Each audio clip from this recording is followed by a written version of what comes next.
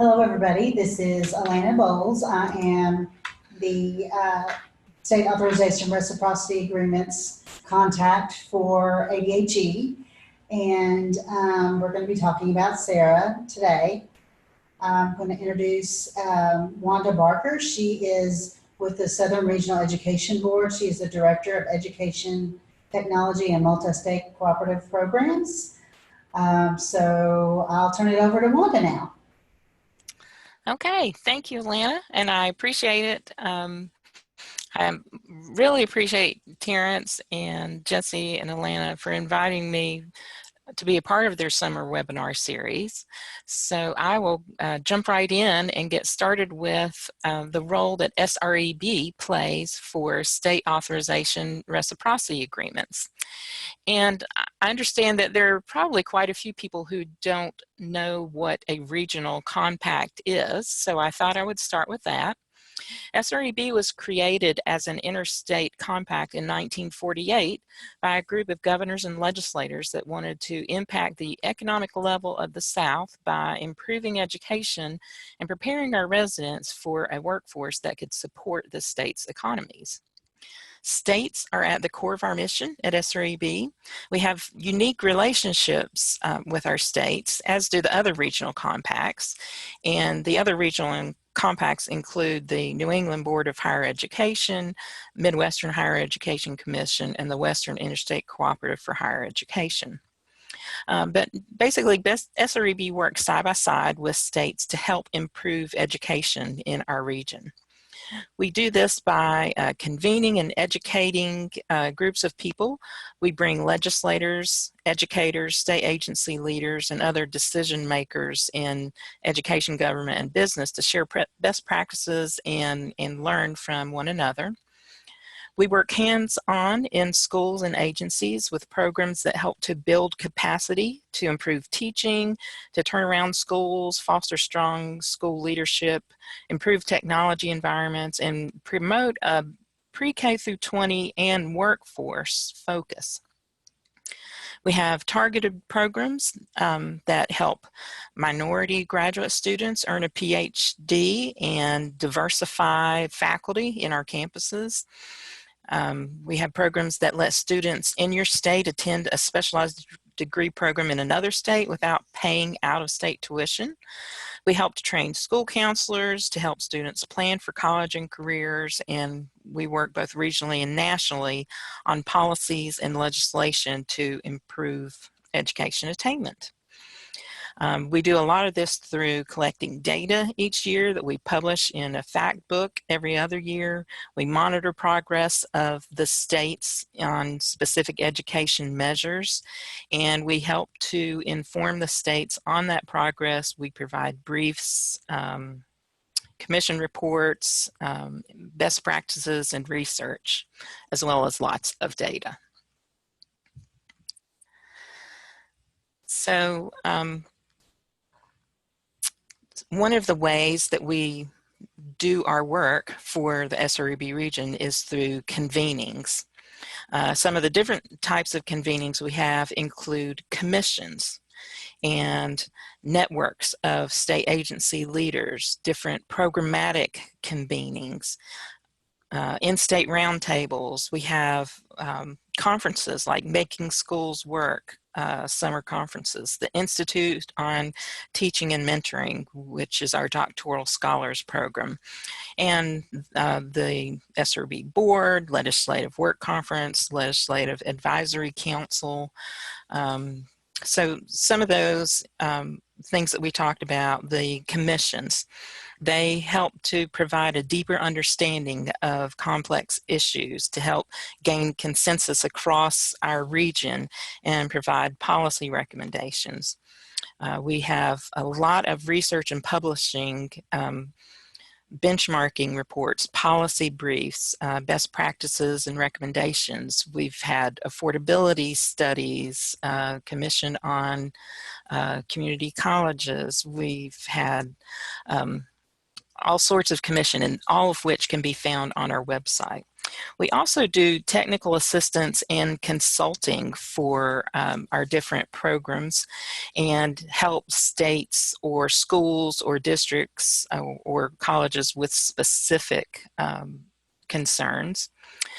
We work towards sharing scarce resources, and that includes programmatic things like our academic common market, the regional contract program. We have a technology purchasing program that allows for consortium buying and saving funds across all of our states to use that consortium buying opportunity. And all of these things that we do are in service to the states and districts to improve education.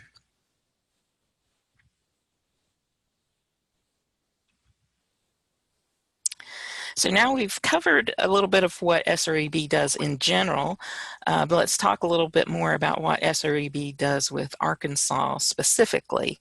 And you can find by following the link on the screen, you can find all sorts of information of how Arkansas specifically participates with SREB in the different programs that we have. First of all, we have our board members, and so the governor and 4 appointed members serve on the board from every state. So for Arkansas, obviously Governor Asa Hutchinson and the 4 board members, and then we have the Legislative Advisory Council members who all help to direct the initiatives and programs that we work on.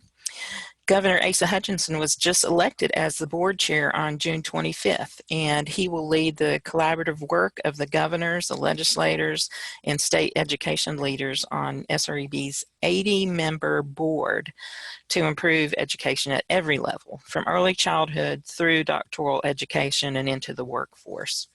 He also served as board chair from in 2015 and 2016 and chaired the SREB's Commission on Computer Science and Information Technology. The latest commission that we started on is Strategic Partnerships for Work-Ready Students. You can find a multitude of publications about Arkansas on our website, from college affordability profiles to legislative actions in your state.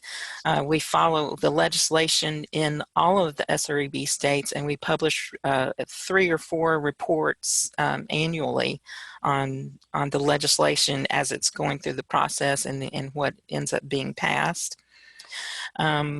We provide the fact book to all of our states, as well as featured facts for each state. So if you're interested in some of the demographics and the benchmark reports that we provide, you can download those from our website. We provide progress reports for each state to show their improvement on the SREB goals. And we have insight features on our website that give you specific information about education and economic outlook and so forth for each of our states.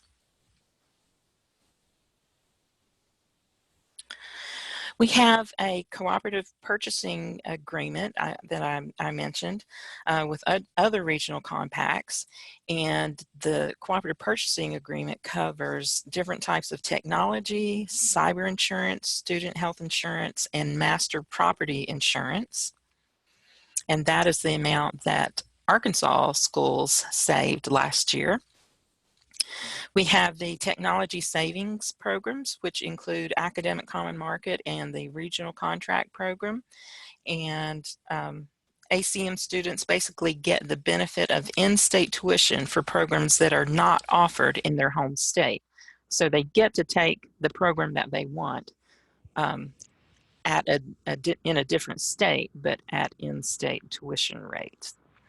And of course, the regional contract program is focused mostly on health-related fields such as veterinary medicine, osteopathic medicine, things like optometry, podiatry, that not every state can afford to have those very expensive programs to run.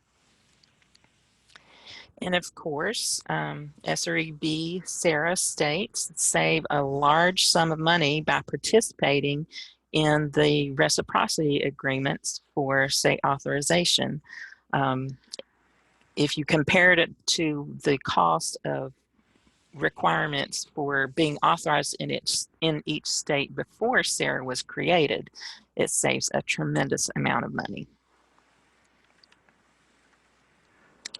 Why do we do what we do? It's because the leaders back in 1948 had a vision about improving the economic vitality of the region through improving educational outcomes and educational systems.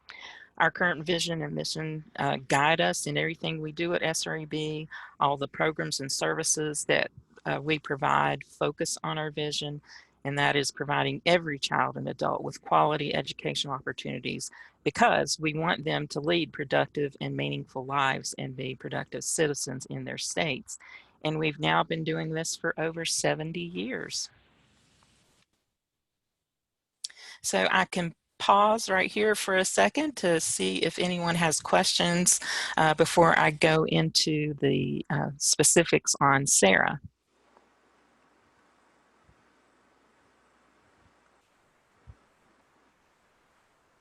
You can continue. Okay. All right. Thank you.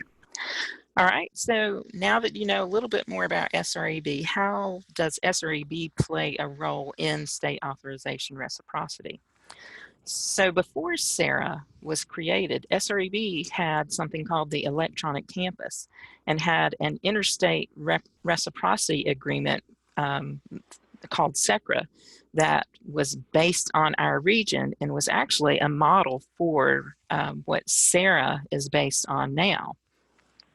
In fact, before SARA, we used that reciprocity agreement within the SREB states for state authorization.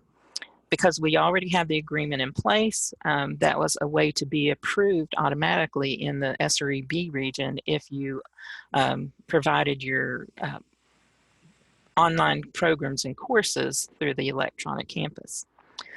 After SARA included at least half of the SREB states as members, which happened in 2015, we set an end date to our regional reciprocity agreement for 2 years later, which was 2017. And we did that because we didn't want our regional reciprocity to compete with the national reciprocity movement, which was NC-SARA. States and territories regulate higher education within their borders, whether people know it or not. Before SARA, they still did. But with varying requirements for out-of-state institutions that wanted to do business in that state. So before SARA, institutions had to separately pursue needed approvals in every state in which they had students. But each state was different. It had different agencies that regulated education. It had different requirements and policies, different fees and processes. It was really a nightmare to keep up with. And knowing that our country lags behind many other countries in educational attainment, we needed to maximize distance education contributions to higher educational attainment levels, because we know that that is an avenue that for some students, that's their only option because they're trying to juggle many things. And distance education was a way to help achieve those educational attainment levels. So one way to help states and territories with the distance education authorization in other states was to create this nationwide solution using some existing infrastructure and models that could be implemented across the country that would be much simpler to understand and easier to navigate and maintain. So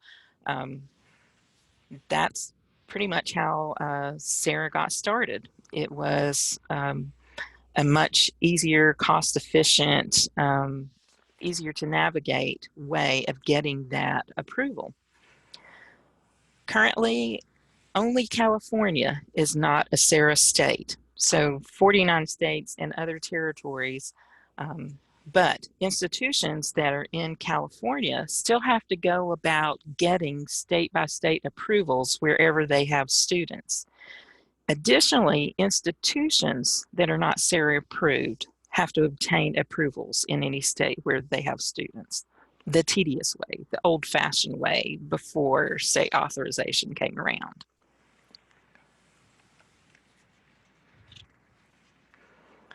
The SARA establishes a state-level reciprocity process that supports the nation in efforts to increase the educational attainment of its people by making state authorization more efficient, effective, and uniform in regard to necessary and reasonable standards of practice that could span all states.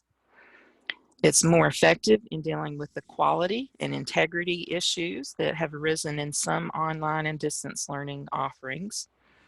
And it's less costly for states and institutions, and thereby saves money for the students that they serve, because we know when institutional costs go up, that implicates the student eventually. It is a voluntary system for both states and institutions.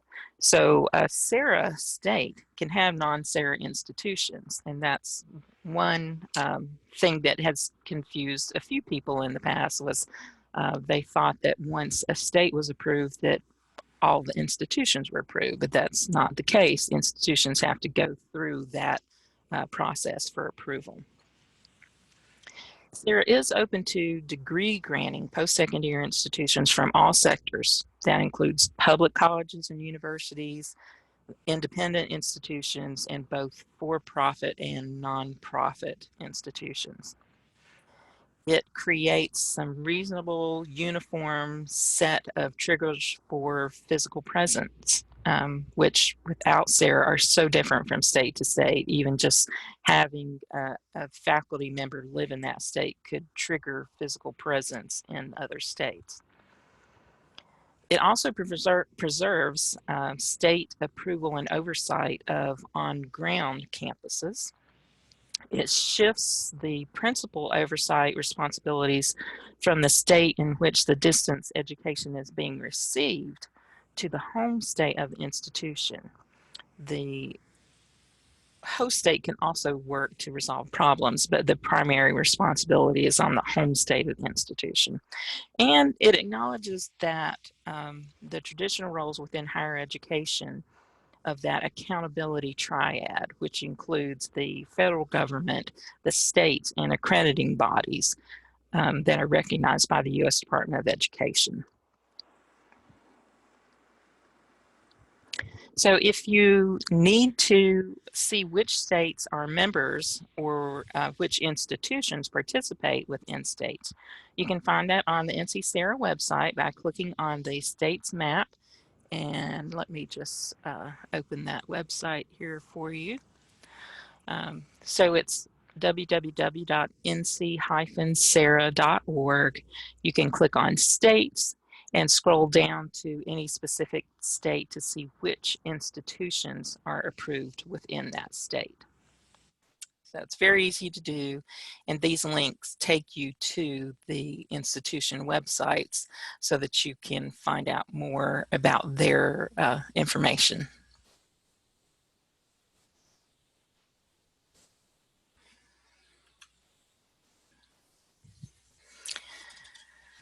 So what is the role then of the regional compact in SARA?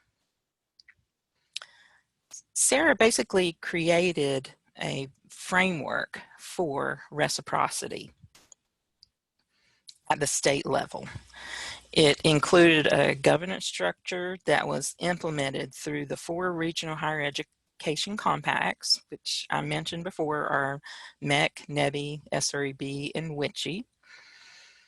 It includes the National Council for SARA to ensure comprehensive and consistent national coverage, a financial plan to support operations, and basically the financing initially was provided through the Lumina Foundation, but it's now fully supported through institutional SARA fees. But the 4 regional compacts approve the states in their region, and those states in turn approve the institutions located or established in their states through these state portal entities. So state portal entities in each state base their review on things like institutional accreditation, financial stability, other criteria, and they help resolve student complaints that are related to SARA.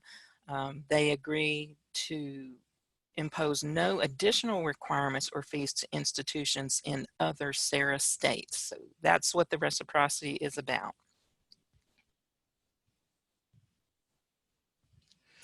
In the SREB region, we have the full compact member states, which include the 16 states that you see on the graph there: Alabama, Arkansas, Delaware, Florida, Georgia, Kentucky, Louisiana, Maryland, Mississippi, North Carolina, Oklahoma, South Carolina, Tennessee, Texas, Virginia, and West Virginia.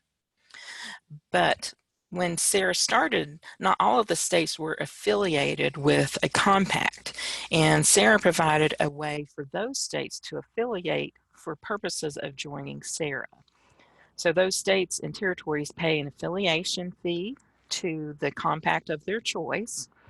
And for SREB, we had 4 states, districts, or territories decide to affiliate with us, and that includes Pennsylvania, the District of Columbia, the U.S. Virgin Islands, and Puerto Rico. So each compact has a regional steering committee, but they vary in the number of members, the terms, who the participants are, the activities, and how the organizational structure works. Our SREB steering committee is made up of 1 member from each state portal entity, so we have 20 of those, plus 5 at-large members that are appointed by our SREB president. So there's no specific term for the portal entity members, but the at-large members serve 2 or 3-year terms. Committee members have to review the state's applications for renewal. Since all of our states are approved, we're all in the renewal status for those. And some of the things that they consider when they're reviewing applications include the state portal entity's performance, management of duties, compliance with SARA policies, the new institutions approved for that state since the last renewal, institutions who were denied for initial or renewals, the timeliness of institution renewals and percentage of non-renewals, institutions that report or don't report data for enrollments or clinical placements, the number of expired institutions or extension requests or non-renewals, institutions that are on provisional status, the reasons for provisional status and the resolution of that status, the number of complaints filed in the state and the resolution of those complaints, and whether the state portal entity has been abiding by the SARA requirements. We also have working groups within our regional steering committee. The most recent one that we have has worked on procedures for the steering committee, including actions that are taken to ensure compliance and processes for appeals for states and institutions. We have a couple of other working groups that we will be starting up in the coming year. So SREB staff works on with NC-SARA on policies. We attend board meetings, state portal entity meetings. We present at conferences and events, webinars like this. We host the SREB SARA regional steering committee meetings. We do those twice a year. We plan them from A to Z. We do prepare minutes for each meeting. We do all of the other handouts and documents and post all of that information on our website, so you can view that anytime.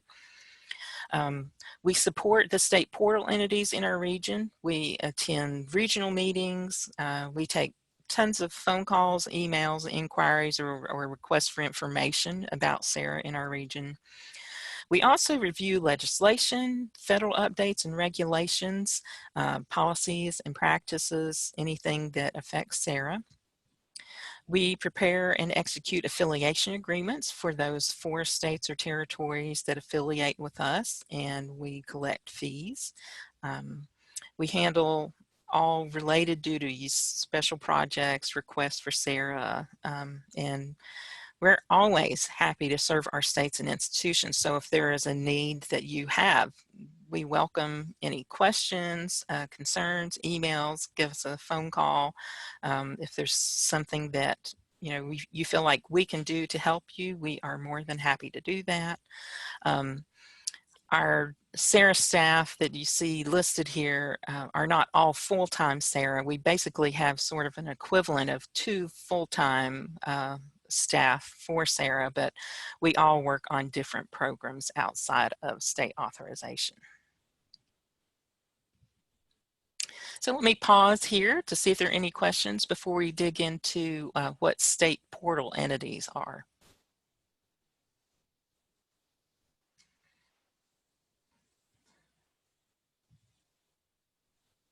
No questions, Terrence?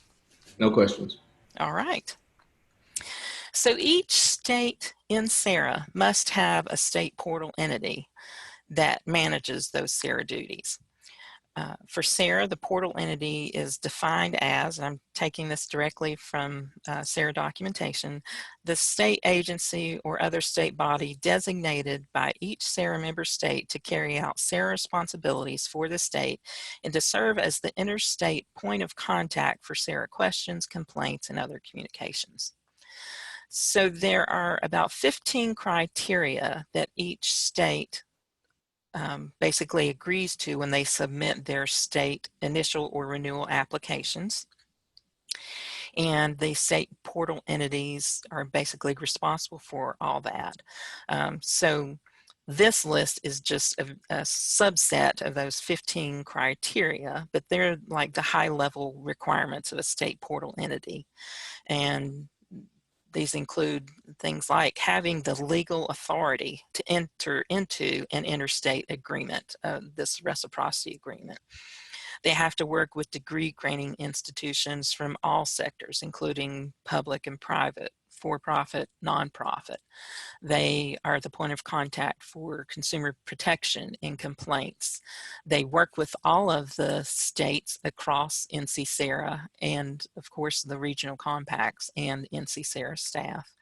They help to ensure that the SARA and CRAC guidelines are followed and ensure that there are policies for catastrophic events and institutional closures. And each state portal entity can have different processes to do all of these things, but those are the requirements that they be done.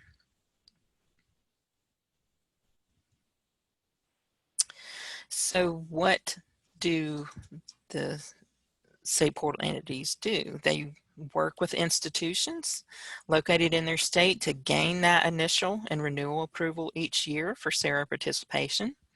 They send reminders when it's time to renew. They work with the colleges and make sure that they pay their NC-SARA fees, and other states charge state fees, but not Arkansas. They answer questions and consult with the colleges and universities in their state. They help to ensure compliance with the SARA policies and CRAC guidelines. They help to ensure that institutions complete their data reporting each year. And they process administrative forms for NC-SARA, like I mentioned, provisional status or extensions. They work with institutions when there are college mergers or non-renewal of SARA institutions and so on. They work with institutions to ensure that they have a catastrophic event plan in place. They work with institutional closures to ensure that students' records are available in the future as they need, if they need it for a job or an additional degree or what have you. They're responsible for resolving complaints that are not resolved at the institutional level. So that gives a way for students to escalate those issues if they are not resolved at the institution. But only SARA complaints get escalated to the state portal entity.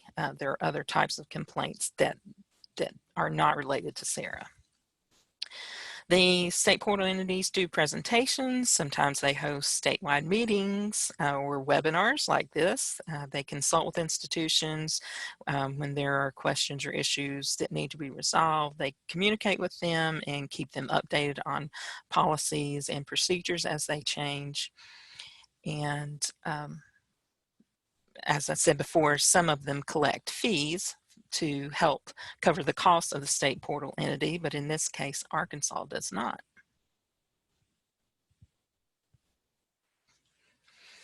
Another thing that gets confusing is some institutions or particular staff thought that SARA covered a lot more than it covers. So it does cover a lot of things, and it is tremendously helpful for states and institutions, but it doesn't cover everything. So there are still federal and state regulations that have to be followed that are beyond SARA. But what it does cover is post-secondary distance education between states, but not high school. It's post-secondary. So dual credit courses that are offered by distance education by a SARA provider to a high school student in another SARA state are covered only if they result in a direct award of post-secondary credit or some other kind of post-secondary award or certificate. They're not covered if they are alternative high school completion courses, or they don't carry a post-secondary award, or other classes like advanced placement, for which the award of credit is variable and discretionary upon future post-secondary enrollment. So they don't always count for post-secondary credit. Then that's something that you need to consider. SARA only covers U.S. domiciled institutions, not foreign institutions. For example, if a parent institution that was started in Greece wants to be SARA approved because they have an institution in the U.S., like a branch campus, that's not going to work because it has to be a U.S. domiciled institution. SARA doesn't include requirements for foreign countries, so if an institution decides to put a branch in another country, they need to research the requirements for that country. If workers' compensation is required for a state when you have a presence there, then SARA doesn't help you. If you have a physical location in another state where instruction is offered, that's not covered under SARA. If a student thinks that SARA institutions mean they will be guaranteed transfer credit if they go to another institution, they're wrong. SARA doesn't have anything to do with what an institution will count toward a degree program and whether a specific course will count for a core course or an elective credit, related. That's something that is variable and discretionary by the institution. SARA is not an accreditor and doesn't change any accreditation requirements. This is something that we hear occasionally, and sometimes we've heard that people think even SREB is an accreditor, but we're not. We don't have anything to do with accreditation.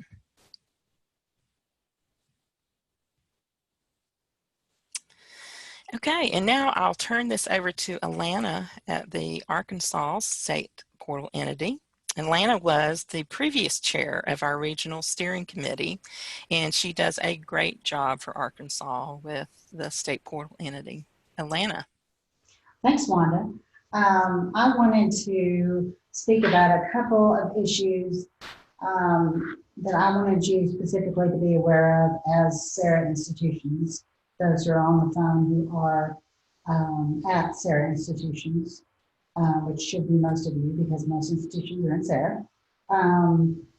First of all, the enrollment reporting and out-of-state placement reporting, that is mandatory if you're in SARA. That happens every spring. And this year I got a list of institutions that had not complied with that. So just keep in mind, when you see that request, that is not, you need to do that. Because that's something you need to do because you're in SARA. It used to be only enrollment reporting, but now we are reporting on out-of-state placements. So just make sure that you are diligent about that. It's only once a year. Another thing I wanted to talk about was the complaint process. So the SARA complaints, that means the complaints from out-of-state students who are enrolled in your institution, they would go through your grievance process at the institution. And then if they wanted to appeal that, they would appeal it to ADHE, not to their home state. There's been, I think, maybe some confusion about that. But you would need to post that information on your website and in your catalogs about the process for out-of-state students who fall under SARA. And then there are complaints that are non-SARA complaints, things about grades and student conduct issues that aren't considered SARA complaints. The catastrophic events plan, when you're in SARA, you sign a memorandum of agreement, which says that your institution has a catastrophic events plan. This is for, some kind of tornado or some event that possibly, would close your school, and it would give us a way to have the transcripts, records from students if that happened to your institution. So when you sign that memorandum of agreement, that means you're saying you have the catastrophic events plan. It's mandatory at SARA. And then finally, with professional licensure programs, they aren't covered under SARA. So if your institution is offering a nursing program, an education program, a counseling program to an out-of-state student, make sure that you are in compliance and get approved at that, in that state. Because just because you're in SARA doesn't mean that a professional licensure area is covered. Now, there may be a licensure area in Arkansas that is not a licensure area in that other state. So you would need to contact that state contact to see if that is a professional licensure area in that state. And if you have a question about a contact in another state, you can always ask me and I will give you the name of that person. So you'll have that. So anyway, that's all I had. Oh, and another thing I wanted to say that I forgot about the data enrollment is on the NC-SARA website, they have a whole tab about data reporting, and they have a handbook. They have lots of information on there that's very helpful if you need more information on that. So anyway, that's all I had. Do people have questions?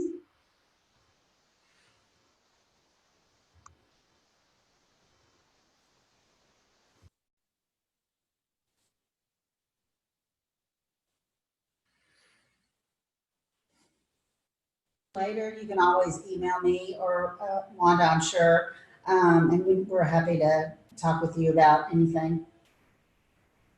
Yes, be happy to answer questions anytime. If you think of something later, feel free to call or email. Yep. Terrence? We have a question in chat. What does CRAC stand for? The CRAC guidelines are the interregional distance learning requirements that are a part of SARA, and those are, I guess, across all accrediting institutions for distance learning. Okay. I had one question. I know we talked about this a little bit last week, but you mentioned that has been some work on SRAB that talk to working on, I guess, some sorts of policies related to concurrent education. What's the status of that?